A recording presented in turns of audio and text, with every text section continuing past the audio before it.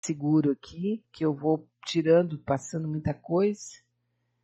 Esperar um minutinho aqui, ó, já estamos em contato com ele. Nesta manhã linda, maravilhosa de primavera, aqui nesse lado do mundo, né? Alô? E aqui está, alô, bom dia, doutor Maia.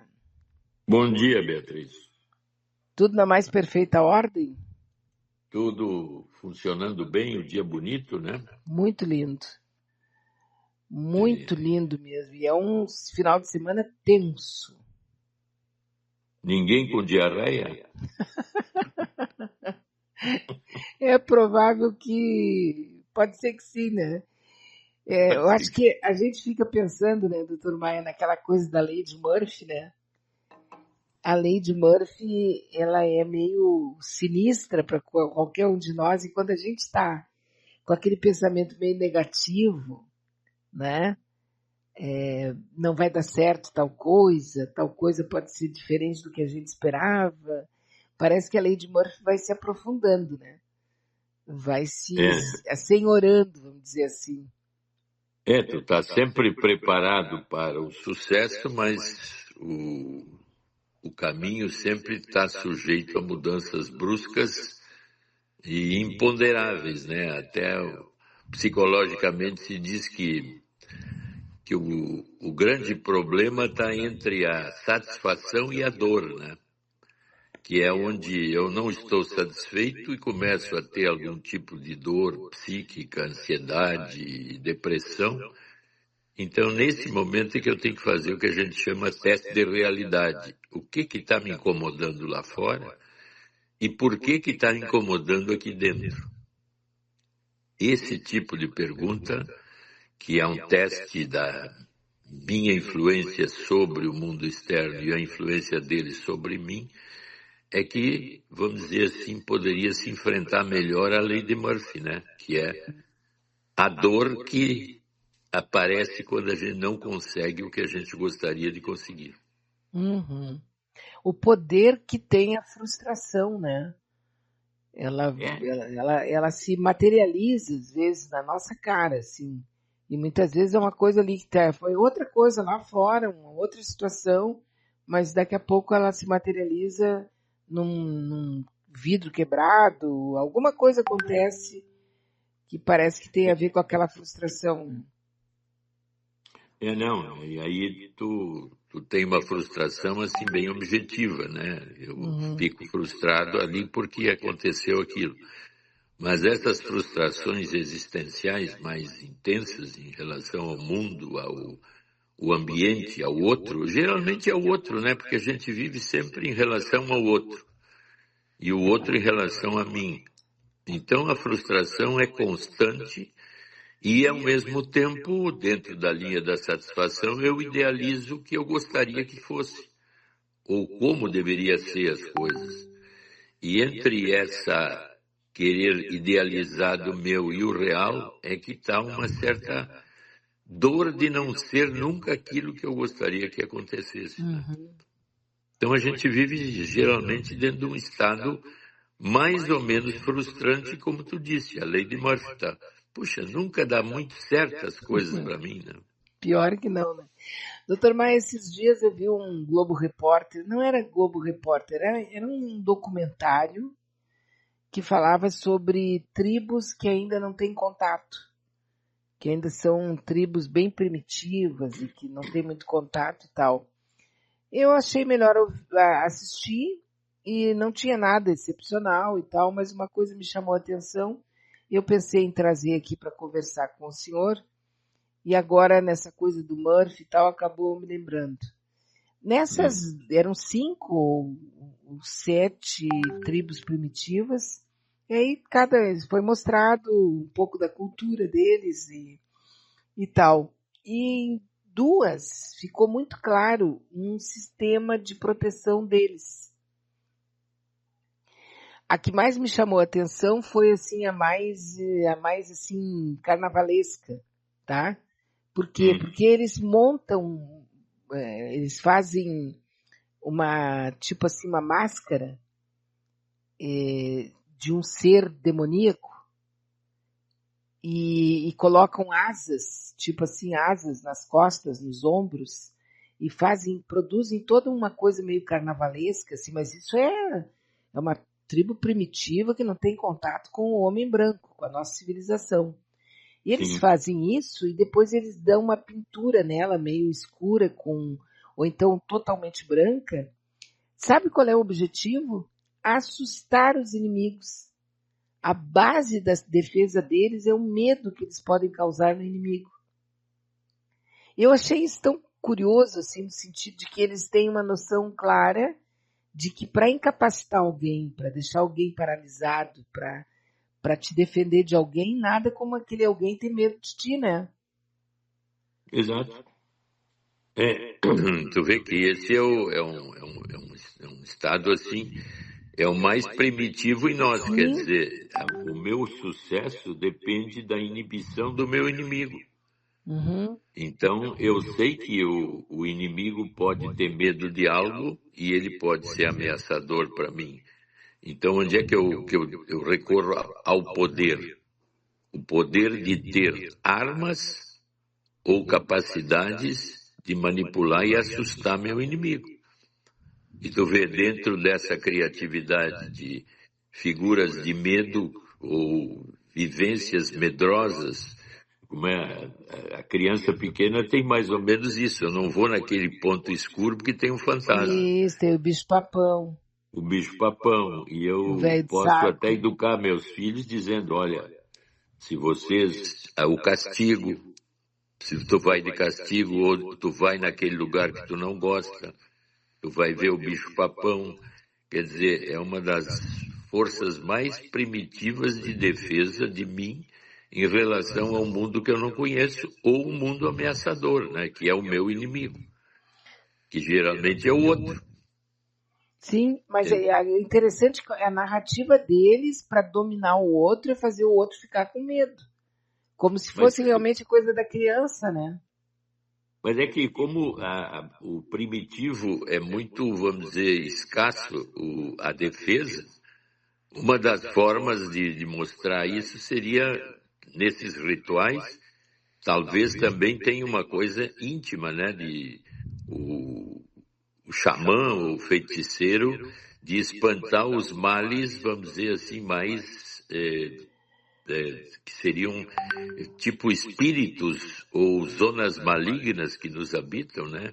Rituais de exorcismo, coisas desse tipo, que eu também então poderia usar para exorcizar inimigos reais, a tribo real ou a tribo. Eu até me lembrei de um filme, O Padre, que eram jesuítas. Jesuítas, quando foram para os Estados Unidos, eles iam para as tribos americanas e começavam a colocar a religião, o catolicismo, em relação ao bem e não destruir o outro, não brigar e tudo mais. E aí uma das tribos conseguiu ser catequizada, elas viviam brigando entre si e conseguiu ser catequizada e que acreditar que então depois da morte se iria para uma espécie de céu católico, aquela história toda, e que não deveria se brigar ou atingir o outro. Aí os padres foram embora, esse é o filme, né? E depois voltaram absolutamente um tempo grande depois e viram que a tribo que tinha sido catequizada para o catolicismo não existia mais porque a tribo que brigava com eles simplesmente destruiu essa outra tribo. Então, fica a coisa, né? Como é que tu te defende do inimigo? Sendo muito bom, tu está sujeito a Vai ser desaparecer. exterminado. Exatamente. Mas também, seguindo por esse raciocínio, a nossa civilização ela foi se especializando em sentir pena.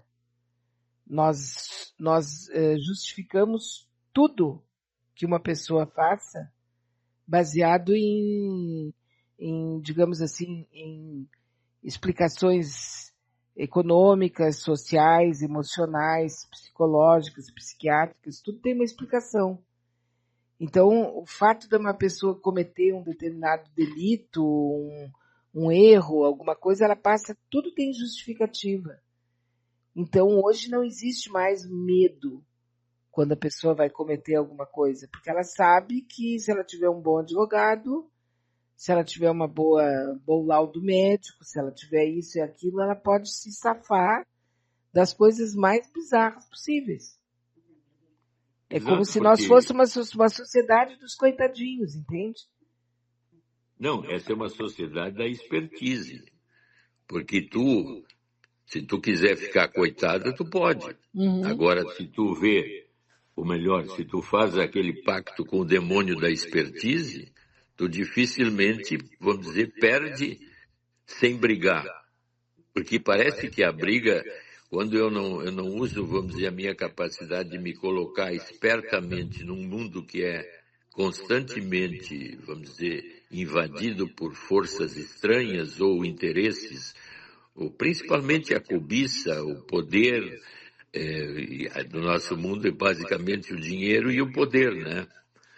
Eu tenho que ser capaz de lidar com esse tipo de coisa, porque é uma sofisticação dessa tribo, onde ela usa a sombra ou o medo em configurações para se defender de uma agressividade constante do mundo ou do outro. Então, realmente, a expertise é a capacidade de enfrentar um mundo que, na realidade, quer me destruir o tempo todo. Porque se eu não nascer, vamos dizer, num lugar onde eu tenho uma mãe que me segura, que me mantém, que me alimenta, o ideal é todos nós ter a chamada mãe passarinho, né, que faz tudo por nós e dá condições até eu conseguir voar e sair do ninho, né? Mas como as coisas são muito complicadas, nem todos nós temos essas mães passarinhos tão maravilhosas, porque as mães também sofrem e têm dificuldades. Mas a capacidade de entender o mundo é exatamente saber como ele funciona, porque ele é agressivo o tempo todo e ao mesmo tempo empático. Eu quero ajudar o outro, eu quero resolver, tu está sendo injustiçado, então vamos dar um caminho, eu vou te ajudar. Daqui a pouco eu digo, não vou te ajudar, eu quero te explorar. E assim vai, né? Pois é. Nós temos aqui uma questão levantada por uma amiga, doutor Maia, que é bem objetiva, que ela diz assim, ó, transtorno de ansiedade é uma dor psíquica? Transtornos psicológicos e psíquicos são diferentes? Pode explicar? Não, ela já disse, né? Uma dor psíquica é sempre ligada a uma vivência de ansiedade, basicamente ansiedade. E na busca do motivo da ansiedade é que estaria a solução dessa ansiedade. Porque nós podemos discutir de forma abstrata, é depressão, é ansiedade, é dor, como é que se diagnostica isso. Mas na realidade, dentro de uma terapia, quando a pessoa chega com problemas sérios de relacionamento, de desentendimento, e aí então com ansiedade, dor psicológica, que a gente chama, a ansiedade é realmente a dor psíquica, né? A dor psicológica. Ela sempre deve estar ligada a um evento interno que se manifesta num relacionamento externo, ou numa maneira de ver o mundo em que há uma insatisfação, uma dificuldade de entender a si mesmo e ao outro. Então, isso é uma mistura bem complexa, né, que deveria ser esmiuçada na história da pessoa, né, para que se pudesse, naquele caso particular, e sempre é particular, porque é a pessoa que está sentindo essa dor, essa ansiedade, tem que ser examinado o contexto em que essa dor começou a se desenvolver. Ela pode estar ligada a um passado traumático e ativado agora no presente por um retorno daquilo que foi ou que parece ser uma coisa arcaica, né? E está no presente agora. Então tu vê que já a complexidade começa a aumentar, né? Sim. Outro amigo aqui que também eu fiz um apelo aqui para o pessoal questionar o Dr. Maia, falar com ele aqui, perguntar mesmo objetivamente coisas para ele, porque ficam só dizendo, ai que bonito, ai que bom, mas a pessoa também tem as suas né? Eu fico aqui só eu. Fica uma coisa muito egocentrista minha, só eu perguntando. Então eu queria chamar as amigas aí para perguntar, porque certamente a gente vai abrir outras frestas, outras janelas, né? Outras alamedas aqui de compreensão, que eu de repente fico ali meio restrita aos meus, né? As minhas vivências, meu ponto de vista, e fica muito autocentrado. Não gosto. Gosto que a gente possa utilizar o espaço Abrir. aqui, isso, abrir para muita gente participar e tal, né? O Leandro Souza, ele diz assim, o que o Dr. Maia diz sobre políticos? Exemplo, um professor que teve vários direitos na carreira, FG, classe, tal, quinquênio, aposentadoria aos 25 anos de profissão, que usou de todos os benefícios e depois, mesmo usando deles como prefeito, governador, quer tirar isso dos funcionários. O que explica isso? Zé, de novo nós entramos na zona do poder, né? Por que a pessoa quer tirar aquilo que ele ganhou e teve? Que interesse haveria nessa pessoa em fazer isso? Qual o interesse mais escuso nessa direção? Porque o egoísmo e a cobiça são posições internas nesse nosso superego básico. Então, esse é o grande problema do nosso mundo. Basta eu ter um pouco mais de poder e uma, vamos dizer assim, percepção de que com o poder que eu tenho eu não vou poder ser enquadrado e ninguém vai poder me isolar dentro do poder que eu tenho, surpreendentemente acontece uma coisa como essa que ele está levantando. É exatamente um efeito do egoísmo pessoal dessa pessoa, baseado no poder que ele tem, que se sente capaz de manipular e tirar daquelas pessoas tudo que ele já teve, porque nesse ponto de poder há um interesse maior dele e talvez de um grupo de manipular esse outro grupo, que é menos poderoso. Essa é uma característica, vamos dizer assim, do poder em nós, dentro de uma linha de dominação, de querer ser o principal, de onipotência. Narcisismo, basicamente, é isso, né? Sim. Eu manipular o outro. E de uma E certa isso não... maneira, Hein? Fala. de uma certa maneira a pessoa ela ignora, ela meio que procura esquecer que ela tem aquelas vantagens que ela agora quer destruir. Não é que esqueça, é que com o poder, como o poder é muito sedutor, e a gente vê o tempo todo, em todos os lugares onde tu tem poder maior, tu tende automaticamente a querer influenciar o outro na tua linha de pensamento ou no teu encaminhamento do que tu gostaria que acontecesse. É um problema individual de maturidade maior e de ver que o outro é igual a mim e que eu deveria cuidar dele como eu cuido de mim e cuido daqueles que, vamos dizer assim, me obedecem ou estão próximos de mim. Mas quem não é muito próximo e quem eu não me interessa proteger, eu uso o meu poder para afastá-los ou manipulá-los. E aí Essa é uma característica humana básica, né? O egoísmo. E nessa característica que a pessoa assume às vezes o papel de indução, ela pode induzir para o bem ou para o mal, então. E essa que é a diferença. Sim, porque tu vê o jogo do bem e do mal e continua o tempo todo. O que é bom? O bom é o poder e o jeito que eu vejo o mundo. Se tu não tem a mesma cor de visão que eu, tu é contra mim. Mas essa manipulação vai tirando a capacidade de ser espontâneo e livre no pensamento. Isso é uma característica que é comum em todos os lugares. A política é o lugar onde mais aparece isso. Prova está que a gente vê os maiores brigas pelo poder estão na linha política, né? É que o nome que se convencionou a dar a quem administra a grana no mundo é política. Exatamente. Não é porque vou pegar Pois não, termine, por favor. Não, aí, vamos dizer assim, a diplomacia é exatamente o que eu estou dizendo, a capacidade de equilibrar o poder. Vem cá, vamos fazer acordos em que a maioria teria um vencimento ou um ganho. Dependendo do poder que habita cada lugar desses, eu sou capaz de ter uma atitude mais dominante e indo para a direção que eu quero, baseado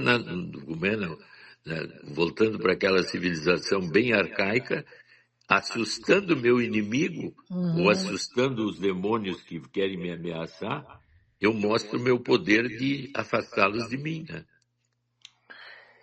Então, pegando o caso agora, doutor Maia, das bets, tá? Dos jogos. O que aconteceu? Foi liberado em 2017, 2018, né? Aí a coisa começou a acontecer dentro da internet. De 2017 até 2024, eles falaram em regulamentação, falaram em uma legislação mais isso, mais aquilo, mas o fato é que as bets estavam existindo. Né? O fato concreto é que elas estavam ali. Aí agora, em 2024, a Febraban e alguns bancos fizeram uma denúncia pública de que uma quantidade enorme, milhões de brasileiros, estão extremamente endividados, inadimplentes, sem conseguir pagar as contas, porque estão gastando e sendo fraudados pelas bets, né?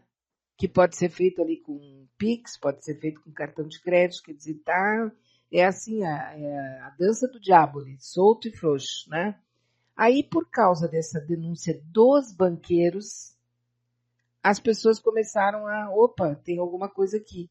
Aí começaram a vir as denúncias, fulano que perdeu tudo, Beltrano que se suicidou, família que se dissolveu, emprego que perdeu, indústria que fechou, todo em função do vício do jogo, tá? Certo? Isso que aconteceu, que todo mundo está acompanhando. É a solução, vamos ter uma solução, olha, cadê a solução? Então vamos proibir o Pix, não proibiram. Vamos proibir os cartões, não proibiram até agora, só ficou no papo. O que eles resolveram fazer? Eles resolveram passar uma régua e deixar só as que têm autorização para roubar o povo. Porque na minha cabecinha de pandorga, o que eu vi foi nada. Quer dizer, eles selecionaram quem pode roubar o povo e quem não pode.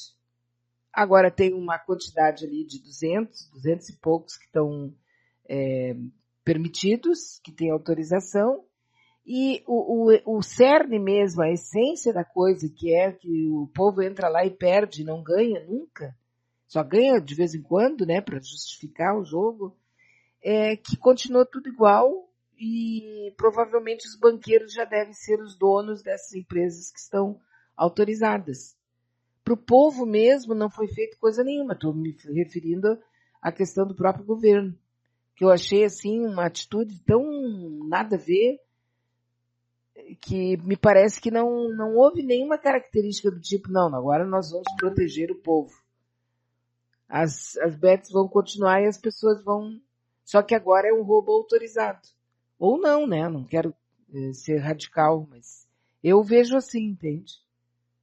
Não, o primeiro ponto é que houve uma liberação sem nenhum tipo de recursos vamos dizer assim, de posse sobre o jogo, né? Então, isso vem desde 1918, parece, com a liberação dessas, e a maioria delas tem um pouso no exterior e por aí afora, né? E como vamos dizer assim, nós temos que ver que o jogo é um vício humano também, né? Se tu tira o jogo de um lado, ele aparece do outro. O jogo do bicho é uma das coisas mais antigas do nosso tempo, né? Enfim, o jogo é uma coisa assim que toma conta quase de todos em determinado momento, em determinada situação. Então, é uma das tendências viciantes do nosso ser humano, vamos dizer assim.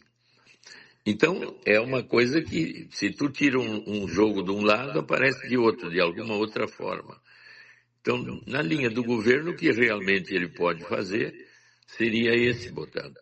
taxar e botar essas que existem aí, pagando impostos num nível mais alto e um recolhimento de imposto mais alto.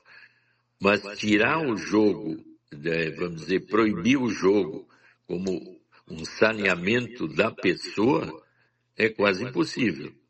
Então, tu vê que quase todos os lugares de jogos no mundo, além de serem um atrativo turístico enorme, também gera muito emprego, mas também à custa de muito problema. Então, o jogo eu entendo assim como o álcool, como o vício, como situações muito complexas de serem manipuladas. Então, os culpados ficam assim muito vaga essa situação de quem é mais culpado.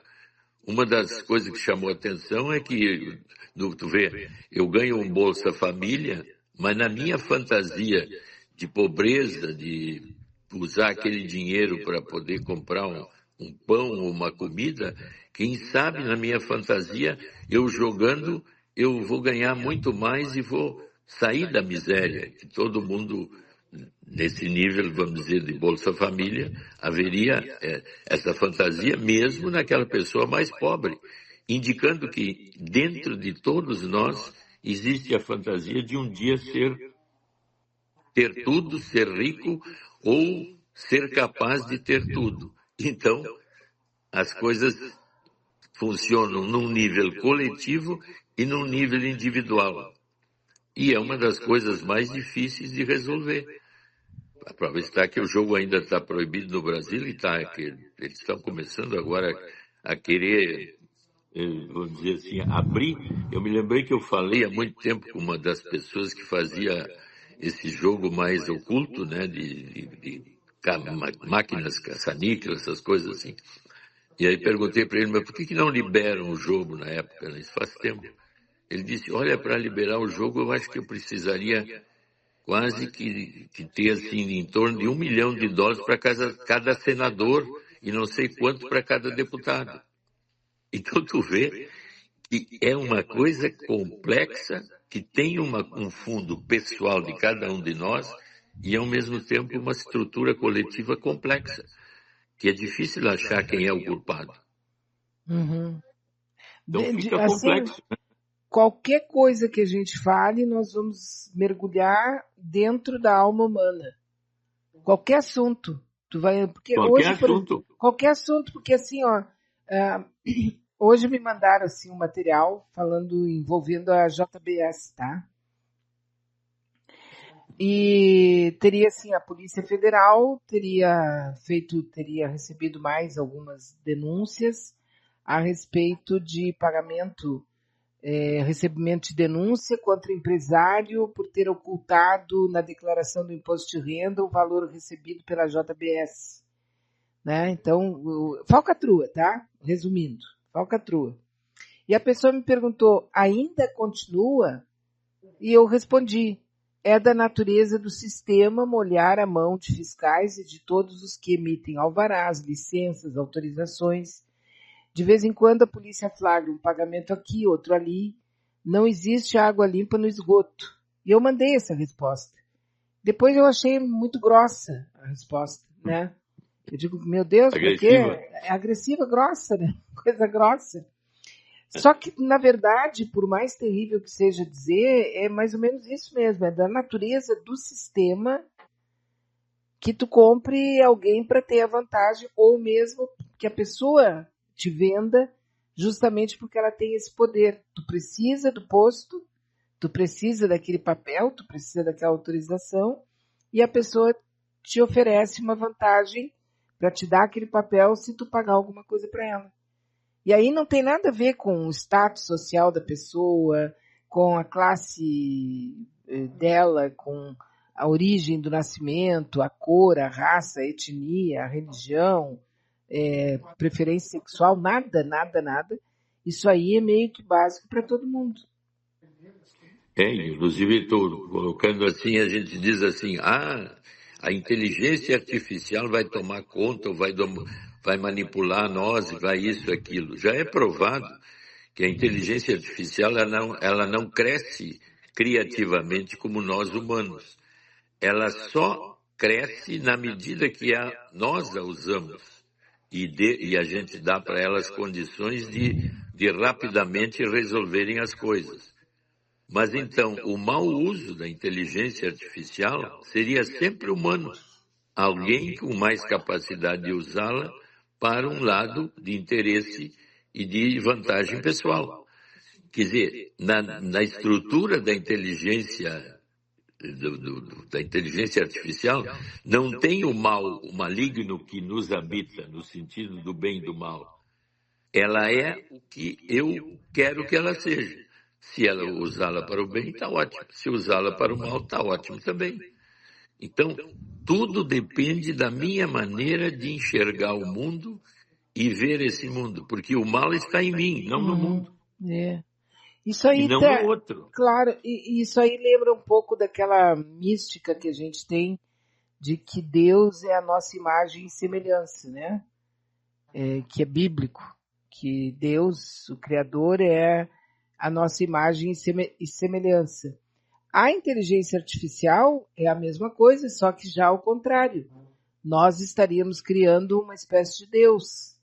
Eu não sei, eu acho que eu me enrolei agora. Não, tu até disse uma coisa interessante que eu me lembrei de Santo Agostinho, que ele dizia assim, se eu for para o inferno, lá eu vou encontrar Deus. Os maiores pecadores são aqueles que encontram realmente, depois de arrependimentos, a configuração divina. O que o Santo Agostinho estava dizendo? Que dentro do mal está Deus, e dentro de Deus está o mal. Significa que o mal e o bem estão juntos dentro da nossa natureza. Mas claro que eu posso estar dizendo isso aqui para um crente em Deus é uma heresia. Eu tenho um amigo que é psicólogo tomista. Quando eu digo que as coisas são singulares e concretas no mundo, ele vai para a linha, assim, da fé, do abstrato, do maravilhoso, de que nós somos almas que estamos caminhando para a divindade. Ele, de certa forma, nega o lado oculto negativo que todos nós temos. E essa é uma briga constante, né, Beatriz? O tempo todo nós estamos entre o bem e o mal. Até me lembrei daquele... Eu vi a figura num filme que eu vi, que tu conhece aquele brinquedo, parece que é um relógio. São 5 bolas batendo. Tu deve ter visto ou lembrado. São 5 bolas que se batem. A bola do meio não se mexe. Ela recebe o choque das 2 bolas da direita e passa para as 2 da esquerda. E daqui a pouco volta para cá, volta para lá. Mas a bola do meio aguenta os baques todos e se mantém jogando para lá e para cá. Que é uma espécie de pêndulo, onde eu estou no meio, lidando bem com as 2 posições constantes que me habitam. Bem e mal, bem e mal, bem e mal. O que eu faço? Só que hoje em dia está está muito mais complicado pelo excesso de informação que a gente tem, né? Exatamente, quer dizer, nós estamos num mundo onde eu posso saber tudo o que acontece no mundo aqui e agora. E realmente eu fico... Porque antigamente saber de uma guerra era uma dificuldade, né? Porque vinha por carta, vinha pelo telégrafo. O que aconteceu agora, a gente sabe que daqui a pouco a bomba caiu ali e matou um fulano que é importante. Instantâneo. Mas quando é que aconteceu? Olha, faz 1 hora.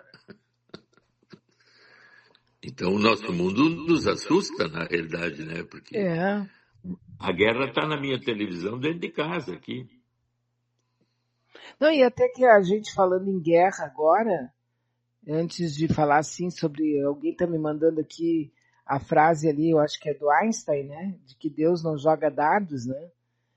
Mas antes disso, falando em questão de guerra, se tu olhar um pouco da fala e da ação do atual comandante lá de Israel, tu vai ver de alguma maneira, tô aqui jogando pro céu, tá? O que eu tô falando. Tô jogando pro alto, é um pensamento. de alguma maneira, ele está reproduzindo o Velho Testamento. Porque o Velho Testamento, as nações que eram protegidas pelo Deus dos exércitos, eles recebiam a missão de entrar ali naquele povoado, naquele país, né, naquele estado, e destruir tudo por causa de uma vingança, né? Isso está escrito lá na Bíblia, no Velho Testamento. Não é uma invenção minha nem de ninguém contra. Está lá escrito. E de alguma maneira a gente viu isso acontecer ali na faixa de Gaza. A destruição é praticamente absoluta, né? E agora virando para o outro lado, indo lá para não me lembro agora qual é o Líbano, né? Líbano. Fazendo agindo da mesma maneira. É da mesma maneira primitiva que está no Velho Testamento. Mas é óbvio, né? Usando tudo que tem de novo, de moderno, que nós temos na guerra. Mas é igual, sem tirar nem pôr. Tem que matar e destruir tudo. Não deixar nada em pé. Quintim, indicando bem isso que a gente está sempre falando, né? Que o bem e o mal nos habitam o tempo todo.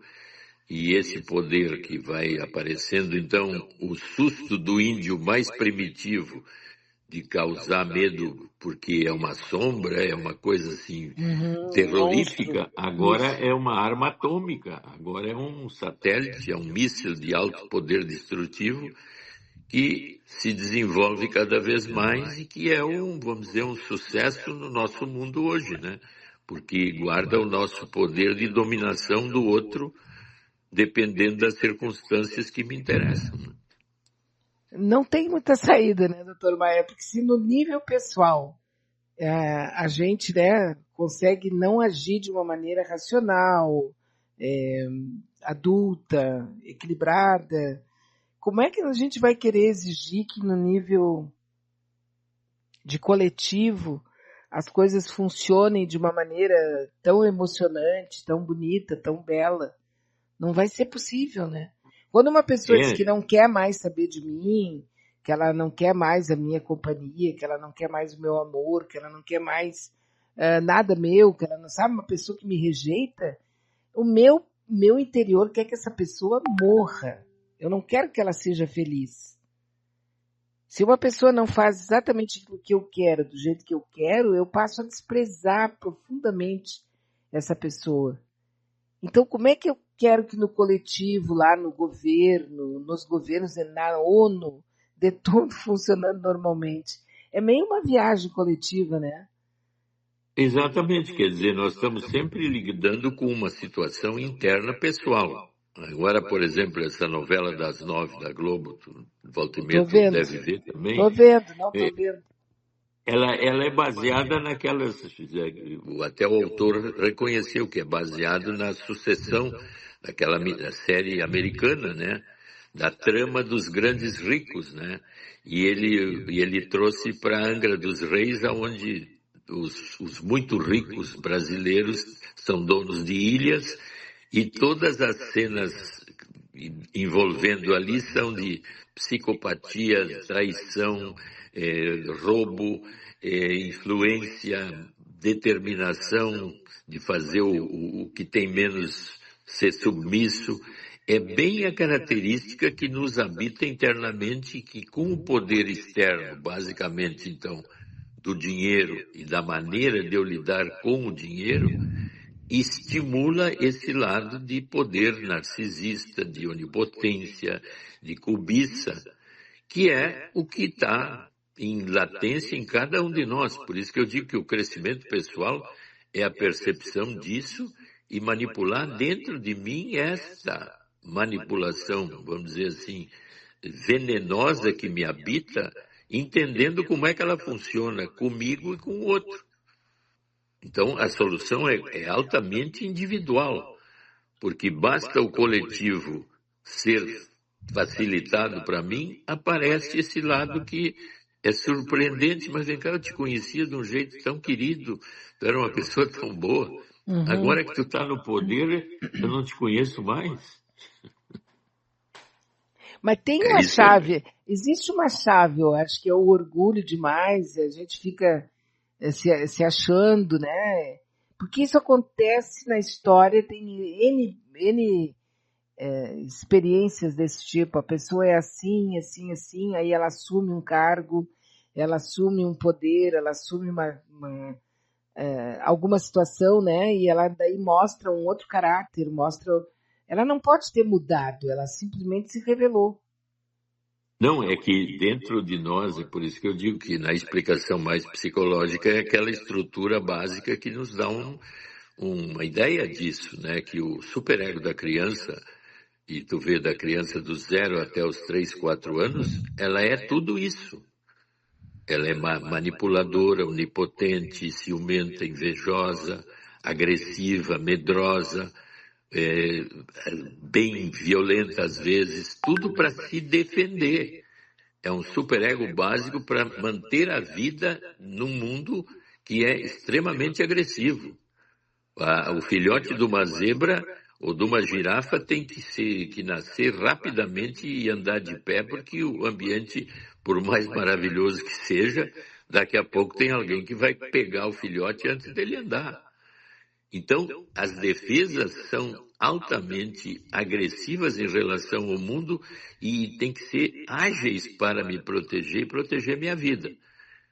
Quando eu chego lá pelos 3, 4, 5 anos, aí na condição humana eu aprendo a ética e a moral. Eu vou aprender como lidar coletivamente com o outro.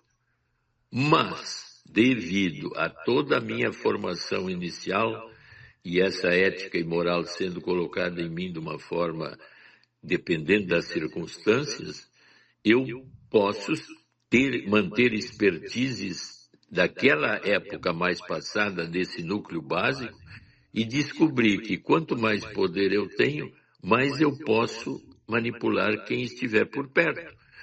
E aí, então, depende de cada caráter que vai se desenvolver para quando eu ganhar poder, eu não ser esse ser que eu não reconhecia que eu era. Mas o poder me deu essa capacidade e é muito gostoso ser onipotente, narcisista, degustar as coisas, ter mais do que o outro, de certa forma ter o serviço do outro de um jeito que eu sou melhor ou mais capaz posso manipular.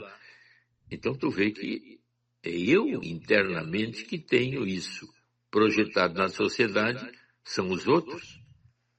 Como dizia Sartre, o inferno são os outros, eu sou essencialmente maravilhoso. Sim. Pois então, né? E quanto a Deus não joga dados, segundo Einstein? Não, é que aí no sentido assim que o Einstein colocou que ele levantou as leis da relatividade, né? Depois o Heisenberg da mecânica quântica, e viu que não é um jogo, tem leis que seguem ou leis que são seguidas, leis físicas e até hoje, vamos dizer assim, a mecânica quântica está contra a relatividade de Einstein. As duas não se fecham. É um caminho, assim, muito complexo que está em andamento. Por isso essa colocação, assim, que ele não joga. Tudo que acontece está baseado em leis, de certa forma, estabelecidas, mas que quando chegam perto da mecânica quântica, ou da linha quântica do entendimento, coisas quânticas, aí aparece a teoria do caos, né? Que é aquela teoria interessantíssima, que uma borboleta bate a asa aqui em Porto Alegre e aparece um tufão no Japão, que são efeitos desse movimento aqui pequeno, mas que geram um movimento bem mais complexo longe. Então, a complexidade de entrar nessas áreas é só para físicos e astrônomos ligados no universo que estão sempre lidando com coisas incríveis, como, por exemplo, a matéria escura, que faz...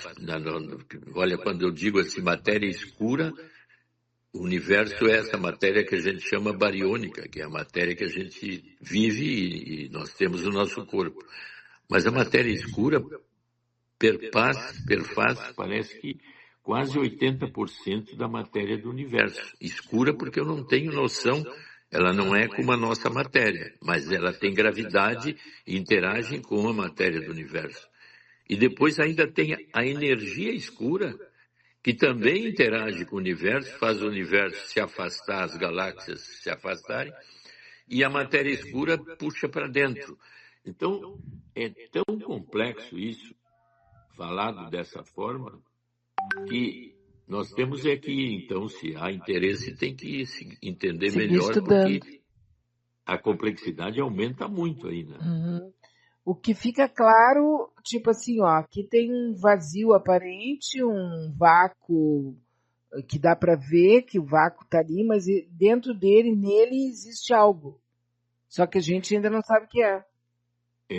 Como é que tem um teórico que chama assim o ambiente mórfico, que então tu vê que isso é usado no hipnotismo, no mesmerismo, na vibração, é muito usado isso para dizer assim, não, o ambiente aqui está com maus fluidos.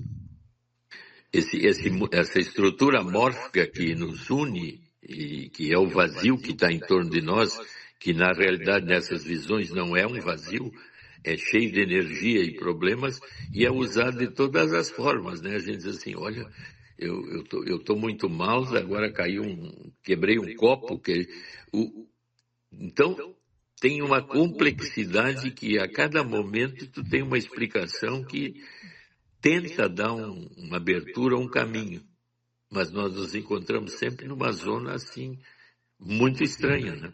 Porque a gente é materialista. E fugir dessa materialidade é quase que é para poucas pessoas. Eu, por exemplo, não tenho capacidade nem de entender. Eu fico ouvindo, acho lindo, maravilhoso, mas não consigo entender.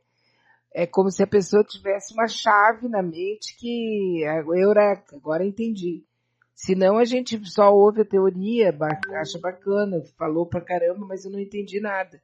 Esses dias eu estava lendo um negócio sobre som, né? A questão do som, que o som ele organiza o universo, tudo é organizado pelo som. E que a própria música, ela te organiza, inclusive o teu estado mental, o teu estado emocional, quer dizer, o teu coração começa a bater mais forte, descompassa, dependendo do som. Claro que isso é muito mais profundo do que eu estou falando, né? Só estou jogando aqui.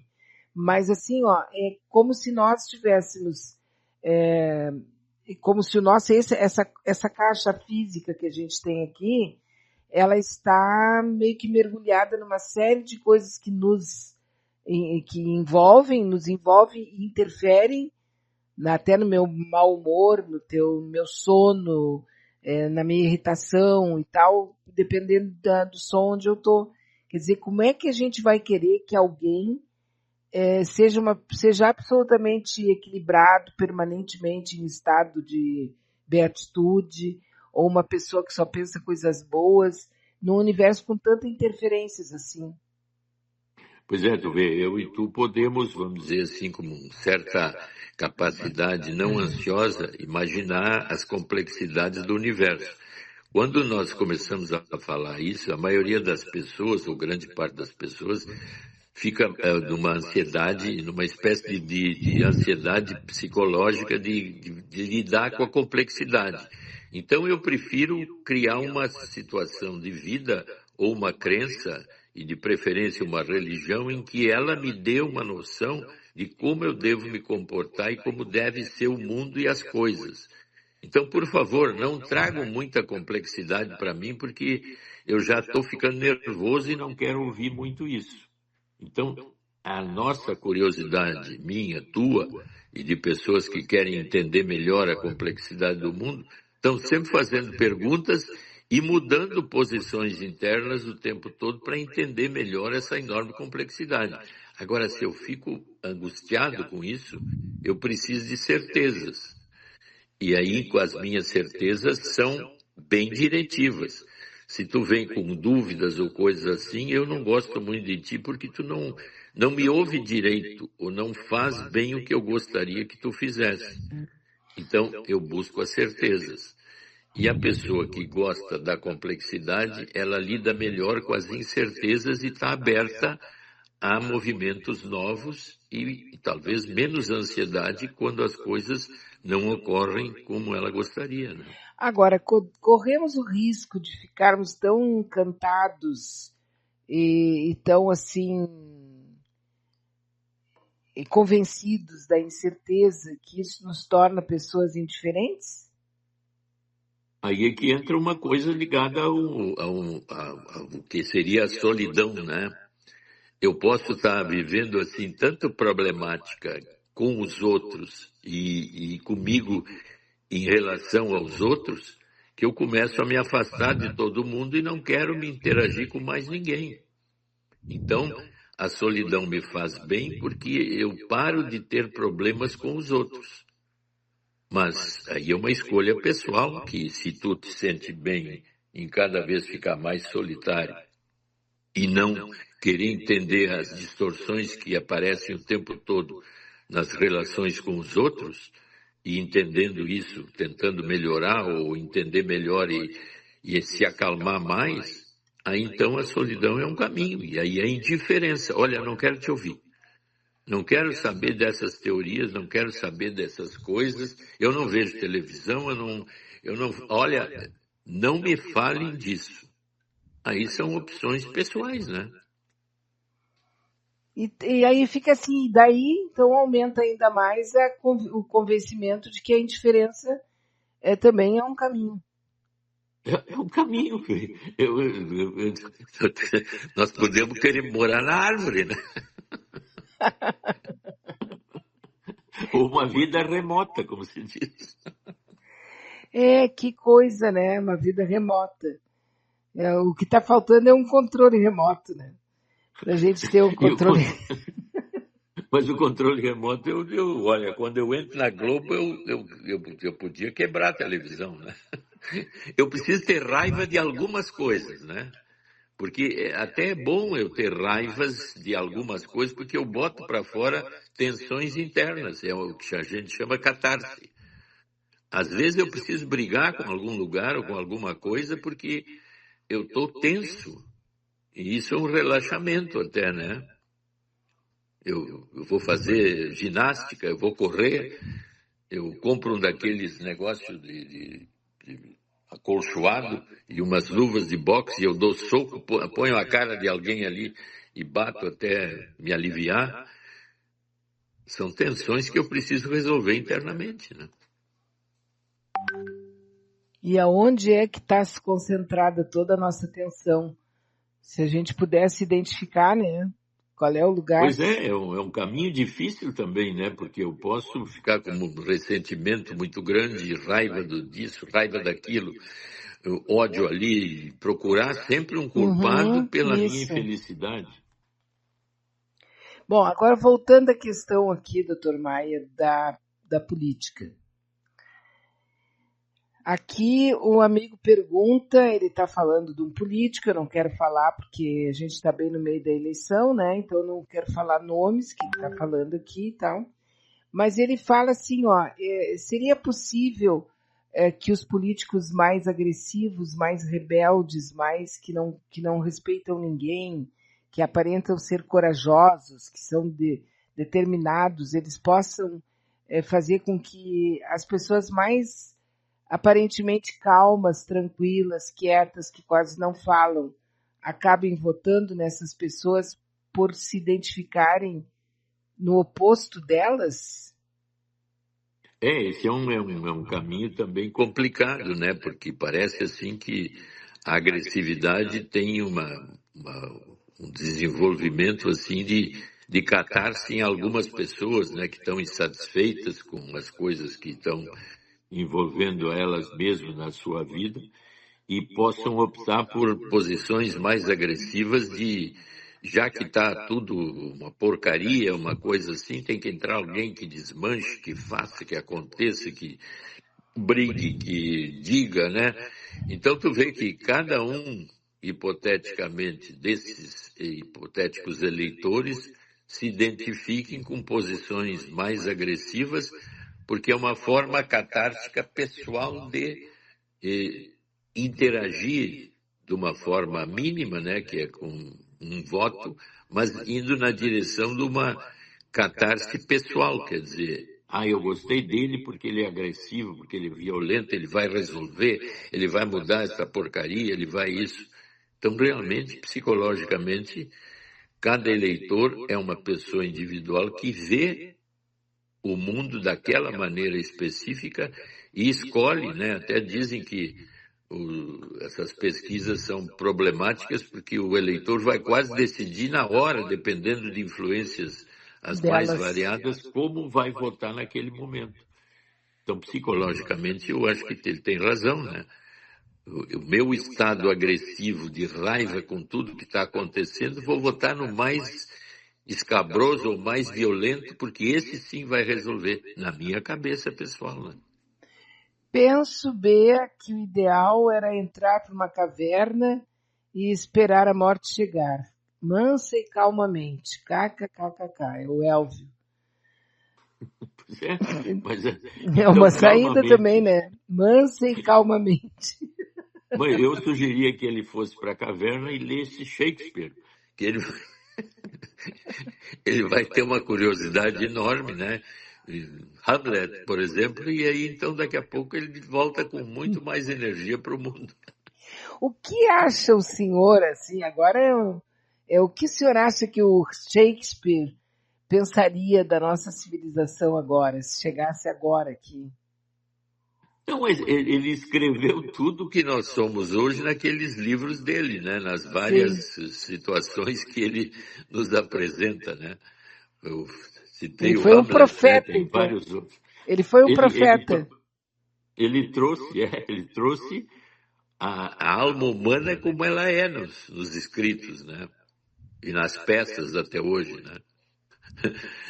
Eu me lembrei do Teatro do Absurdo, né? Em seguida a gente fala Esperando Godot, né? Eu estou esperando uma coisa maravilhosa, sei que não vem, mas continuo esperando. Toda a peça é Godot, esperando Godot, mas o Godot não, eu sei que o Godot não vem, mas eu continuo esperando Godot. Então são peças do absurdo que é o absurdo que às vezes nos domina, né? Que loucura, né? E Então aí vem nesse ponto nós temos que aquela usar o humor, né, tem, Vitor? não tem, olha, doutor Maia, sinceramente, eu sei que essa é uma vertente muito profunda do brasileiro, né? Eu sei que isso existe no mundo todo, mas o brasileiro vai até os extremos. Aqui uma coisa gravíssima, em poucos minutos vira meme, vira piada, vira uma charge engraçada. A gente mesmo, quando acontece alguma coisa, daqui a pouco a gente já está tirando uma onda em cima daquilo. Quer dizer, eu acho que o esquecimento, esquecer as coisas e ter humor diante da vida são as duas válvulas para não enlouquecer. É o que você fala muito, quer dizer, empatia comigo e com o outro, e a ironia e o humor. A ironia pode ser meio agressiva, mas vamos dizer assim, o humor dentro da ironia pode ter uma conotação assim mais leve, né? Mas se eu consigo rir de mim mesmo e achar graça das complexidades do mundo, eu estou num caminho que, segundo algum teórico, diz que geraria uma espécie de sabedoria pessoal, de lidar com as angústias que nos habitam o tempo todo. Aqui um amigo está nos contando também aqui, mas a pergunta dele básica é a seguinte: a esposa dele age como se fosse princesa. O que ele achava interessante algum tempo atrás, agora é uma política de sobrevivência chegar todos os dias perto dela. Ela se acha uma princesa. Não estou falando que não é colaborativa, não estou falando que não é uma grande companheira, mas ela age como se fosse uma princesa. E eu não consigo ser o rei dessa princesa. Poderia falar sobre esse pensamento de princesa de algumas mulheres, doutor Maia? Olha, isso depende, né? Depende muito do ambiente que se criou para ela ser princesa, né? O quanto ele foi, vamos dizer, capaz de ser durante um tempo o rei que cuidava da princesa e gerou essa possibilidade de ser princesa. Ela veio desde o início do encontro dos dois, do casamento, sendo já, ele casou com uma princesa ou ele forjou essa princesa dentro de uma relação de casamento. Porque, tu vê, quando a gente toca numa posição como essa, já é uma coisa pronta. Essa eu não aguento mais a princesa. Sim. Mas como é que se formou essa princesa? Como é que foi o início da vida deles? Como é que foi o relacionamento deles? Quer dizer, quando se faz uma visão assim terapêutica de uma situação que agora está insustentável, nós temos que entender a origem.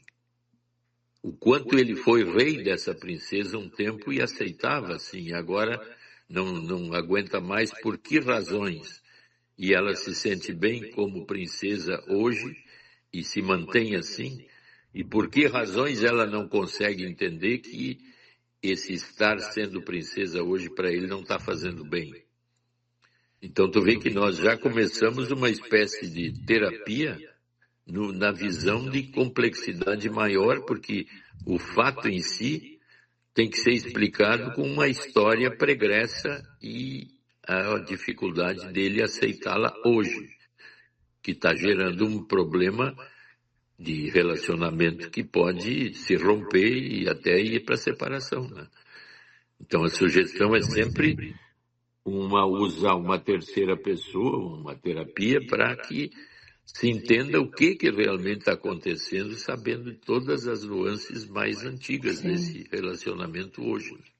Eu já tinha ouvido falar daquele complexo de Cinderela, que é aquela mulher que quer ficar sendo dependente do marido, que não quer ter uma vida independente, que quer cuidar da casa e tal, mas ele está falando princesa, é como o senhor Pois fala, é, ele já conheceu princesa, ela, já conheceu ela como princesa, porque tem muito pai, né, que chama minha filha de princesa, minha princesinha exato. e tal. Criar uma princesa tem toda uma vida para se chegar a esse ponto. E o ponto que nós estamos falando é que ele não está aguentando mais e não consegue mudar esse relacionamento. Então ele está em crise. Para entender isso, o ideal sempre é uma visão maior da complexidade. Então, por isso que eu sempre digo, nesse momento, precisa uma terapia e não um diagnóstico pontual, porque o diagnóstico em si não leva a lugar nenhum, né?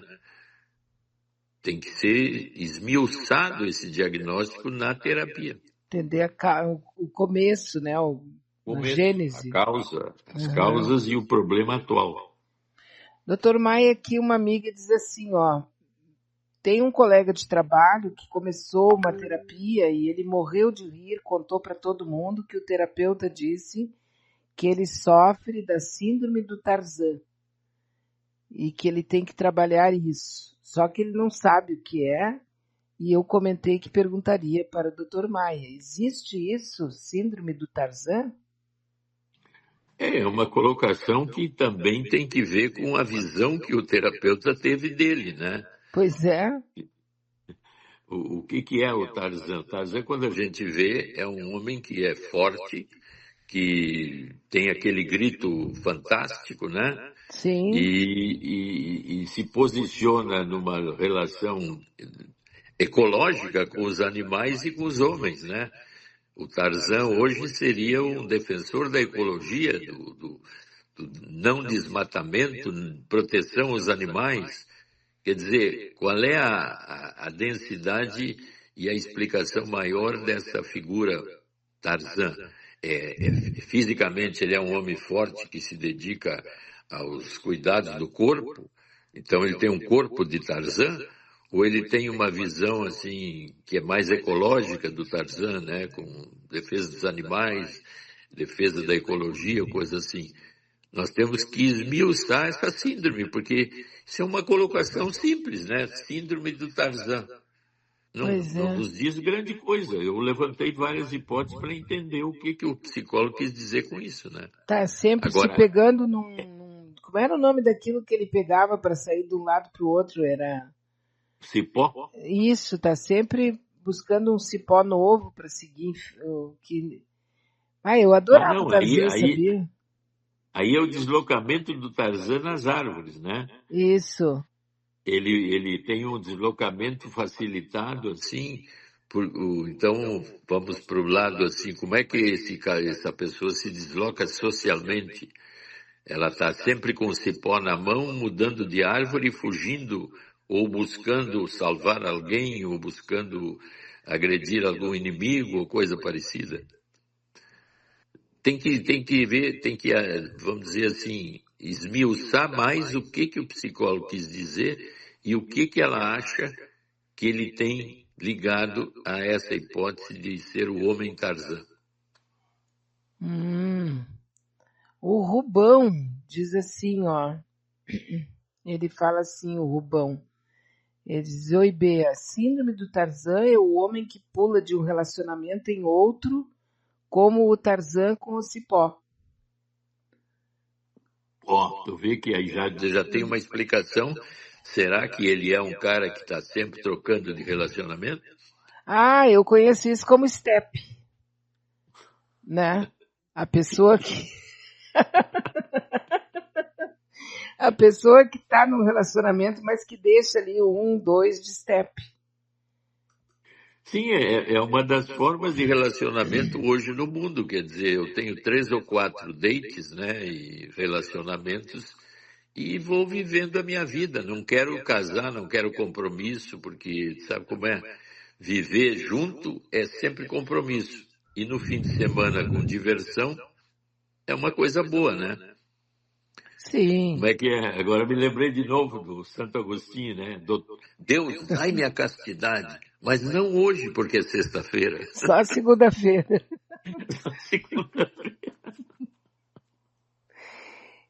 O fato é esse, eu acho que a gente está conseguindo falar mais claramente sobre as coisas, e aí a gente meio que se espanta de vez em quando, mas na verdade, se tu fosse olhar para trás lá para os teus tios, para os teus primos, para os teus avós, eles também tinham aquelas histórias, né? A família aqui, uma família lá, visitar as primas no final de semana, né? Então sempre houve isso. Sim, Não o é? casamento é para ser eterno. Então, todas as fugas tarzânicas são ocultas, né? O cipó que eu vou para a árvore da amante, esse ninguém pode saber, mas existe. Agora, o casamento e a manutenção da família de base, essa é tranquilo. Então, eu não estou contra os costumes. Eu estou fazendo a coisa de uma forma que não agrida os costumes. Como é o nome daquele trabalho de astrologia? Eu acho que é a astrologia que fala da família. Como é que é o nome? Astrologia familiar? Tem uma coisa assim que a pessoa pega Eu ali acho que sim, os antepassados. Porque aí eu acho que é a compatibilidade dos signos entre os vários membros da família, né? Uma forma de terapia familiar com base astrológica, isso, né? Constelações familiares. Constelação familiar. Eu fui aqui buscar porque a pessoa está me perguntando aqui, que não sabe direito, então eu também não soube, mas é constelação familiar, que inclusive tem alguns juízes que até aceitam esse tipo de possibilidade, né? Mas assim, o que ela está me contando aqui, que não estava ficando claro e ela estava bem apavorada, é que assim, ó, um vizinho dela aceitou ir com a mulher para fazer uma constelação familiar e ela agora está em prantos, desesperada, porque ele decidiu se separar. E eles nem tinham grandes problemas, ela diz aqui. Era um casal bem comum. Mas do nada, depois que ele foi nessa tal da constelação familiar, ela está falando aqui de mapa astrológico e tal, não é? Mas é constelação familiar.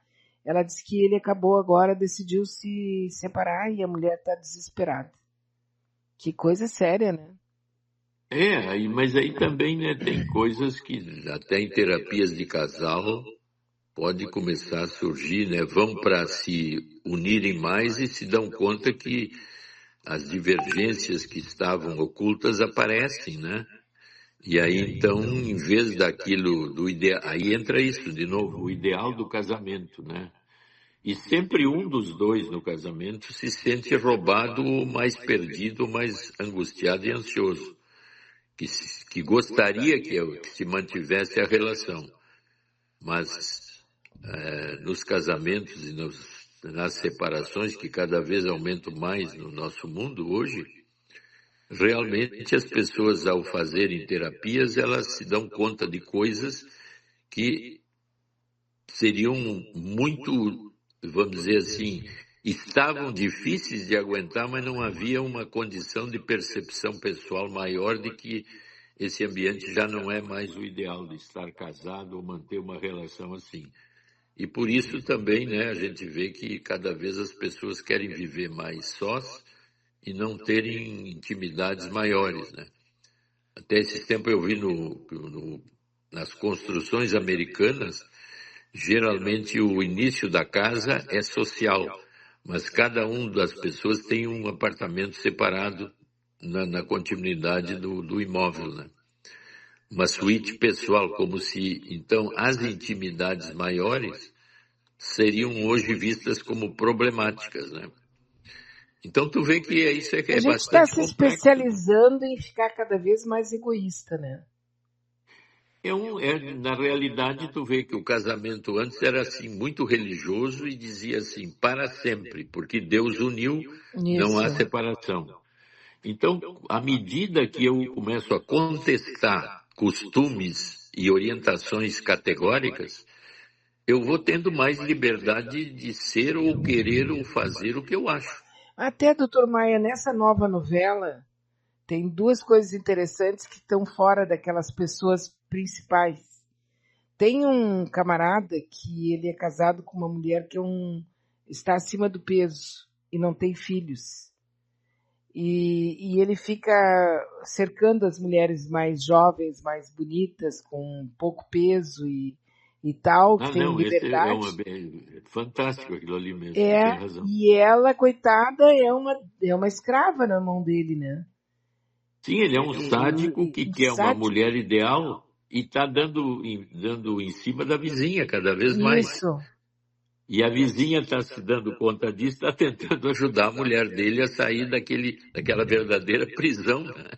E Ela, agora ficou claro que ela tem uma capacidade musical que ele não quer que ela desenvolva por inveja, né? então tu vê que esse é o verdadeiro sequestrador dominante que a gente chama gaslight, quer dizer, tudo que eu quiser que tu faça, eu faço. E aí eu tenho que fazer, né? E aí a outra cena, aquela da mulher negra lá, que é dona da casa dos que faz os doces, e todo mundo se deita nela, né? Isso. Tem várias coisas interessantíssimas nessa novela, né? Que sai um pouco daquela loucura dos quatro personagens principais. Tem aquela família que também entra na casa daquela traidora que matou o marido e se transforma naquele filme Parasita. E fica o verdadeiro demônio dela, né? É o Isso, parasita ali. mas é Que é aquele aquele filme filme, Parasita. tu colocou bem, é o parasita. Agora eu vou te parasitar e tirar tudo que tu que puder, porque eu tenho um segredo que se eu revelar, tu perde tudo que tu tem. Então dá a ideia das relações que são mais ou menos assim em todos os tipos de relação, mais ou menos parasitárias, mais ou menos simbióticas, mais ou menos isso, mais ou menos aquilo. Mas interessantíssimo para mostrar esses estados, né? Que sim, porque tu observa aquilo ali, é como se tu estivesse vendo pequenos retalhos de algum lugar que tu já viu aquilo, né? Essa Que tu moça, já por passou exemplo, pessoalmente também, né? também essa moça, por exemplo, que o marido constrange ela por causa do corpo e porque ela não teve filhos, dá uma pena na gente. É a primeira vez que eu prestei atenção, porque a gente está ligado naquele camarada que é o grande bandido, né? Que eu não me lembro o Sim, nome. o malandro que fez O, todos os problemas, né? isso, e aquilo ali é uma pessoa que tem uma personalidade incrível, né? Totalmente impressionante, realmente assustadora. Mas aí aparecem essas historinhas que estão ali na periferia, né? Isso. E que aparece essa mulher que está sofrendo. Eu acho que é interessante ver a novela para ver como é que eles vão encaminhar a maneira como ela vai se libertar, ou vai acontecer alguma tragédia ali, né? A maneira como essas parasitas também, como é que vai ser administrado aquilo, porque a impressão que eu tenho é que ele Porque é uma usou um pouco solução do que filme. mostra bem os problemas de cada relacionamento e cada família, né? Agora, aquele rapaz, ele é um narcisista, né? Hein? Aquele rapaz é um narcisista, né? O principal ali. Sim, mas tu vê que ele é assolado por um amor absoluto que vai, como diz a mãe dele, vai apagá-lo, vai perder tudo. Quer dizer, o chamado amor obsessivo, que leva quase, aí a gente entende que esses amores obsessivos levam às agressões e ao suicídio, na maioria, o feminicídio, né? E às vezes até o suicídio.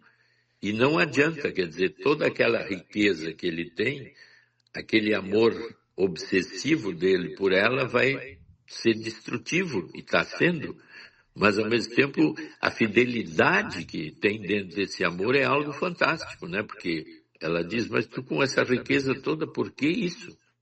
Não, mãe, tu não conheces o que é o amor. Quando a gente ama, a gente fica absolutamente fiel, né?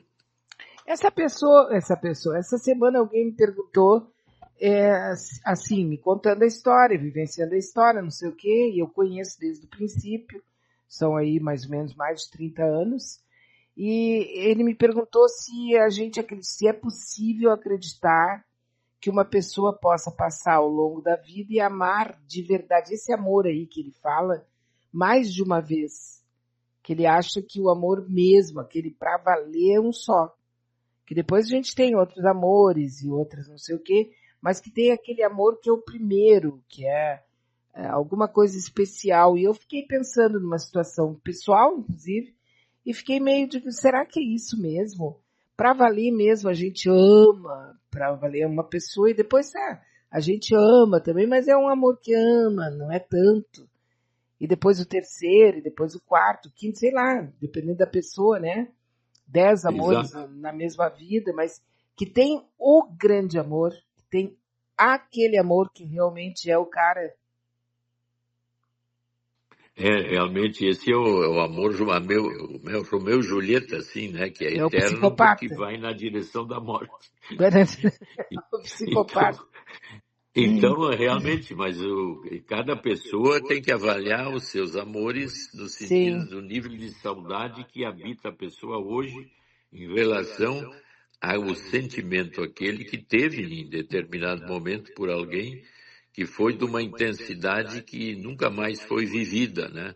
Que aconteceu assim, Então, doutor Maia, essa pessoa, semana passada, sem ser essa semana que passou, na outra, ela foi num determinado lugar e acabou vendo um antigo amor, coisa de muitos anos. E ela me disse, eu fiquei paralisada. Não que ela quisesse voltar, ela não estava se desmanchando para abraçar, não tinha nada assim nesse sentido, mas ela disse que ficou congelada, que a emoção foi absurda e que ela se surpreendeu justamente porque não é uma pessoa que ela pensa muito, foi um amor lá do passado, mas que ela que, tipo, surtou quando viu. pois é, isso é muito comum porque é exatamente essas fantasias, vamos dizer, ligadas a memórias muito intensas que foram vividas e que podem, dependendo do estímulo, se, vamos dizer, materializarem quase no momento e ter vivências físicas daqueles momentos. Porque o fato dela enxergar o ser do passado ativa a memória no presente da intensidade vivida lá. Então, realmente, é um impacto isso, porque essas memórias são densas e estão num nível inconsciente.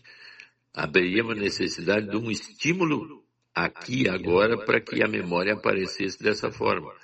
E esse estímulo foi o fato de enxergar essa pessoa depois de anos. Agora, indicando que foi muito intenso o que foi vivido.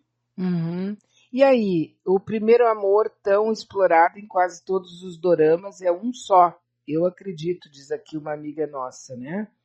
E aquela questão também, o ditado que diz uma outra aqui, e aquele ditado que diz numa relação duradoura, um ama e o outro se deixa amar? É que aí a sedução é muito relativa em cada um, né? Esses grandes amores que são idênticos por fusão é uma coisa meio rara. Isso aí é falado em romances, é falado assim, o assado, aparece na literatura, né? O Amor Eterno tem até um filme aí, esses tempos eu vi assim, um filme que eu acho que é coreano, que tem gente falando, Amor Eterno, que seria mais ou menos a materialização disso que nós estamos falando. Mas os dois viverem ao mesmo tempo isso, aí é uma possibilidade mais difícil, mais remota, né? Aí vem aquele Mas papo da pode haver, alma, como é? Alma gêmea.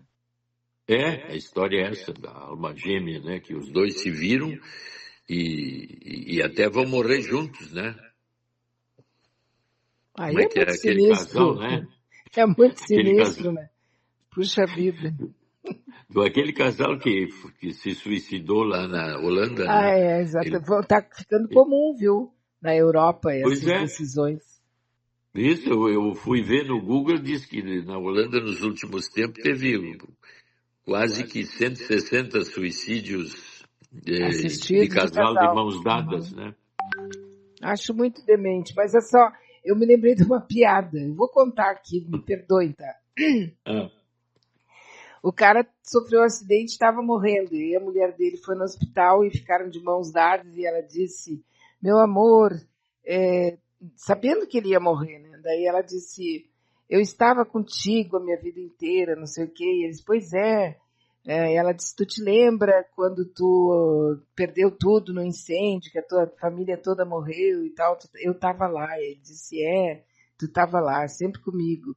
Aí tu te lembra depois quando aquele avião caiu e todos os teus amigos morreram, mas tu ficou comigo, eu sobreviveu. E ele disse, eu estava lá. Tu te lembra quando tu quebrou as duas pernas, que não sei o que, eu estava lá. E ele disse, tu estava lá. Tu te lembra quando tu perdeu o emprego e ficou pobre e perdeu tudo, eu estava lá, não sei o quê. Ela lembrou todos os episódios de drama na vida dele que ela estava lá. E por último ele disse, tu me trouxe muito azar na vida.